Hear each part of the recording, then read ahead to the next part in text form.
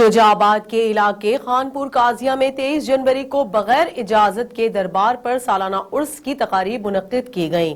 درگاہ میں شرکیہ کلمات پڑھنے اور ناچ گانے کا اہتمام ہوا، جس سے زائرین کے مذہبی جذبات شدید مجروح ہوئے۔ پولیس نے دربار کی حرمت پامال کرنے پر متولین سمیت 5 افراد کو گرفتار کر کے مقدمہ درج کر لیا۔ کارروائی اسپیشل برانچ انٹیلیجنس ونگ کی نشاندہی پر عمل میں لائی گئی۔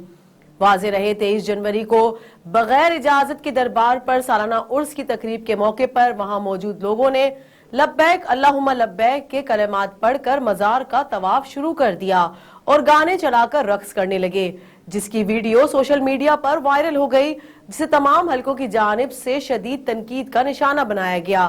تھانہ سٹی پولیس نے ویڈیو وائرل ہوتے ہی دربار کے متولین سمیت 5 افراد کو گرفتار کر لیا ہے۔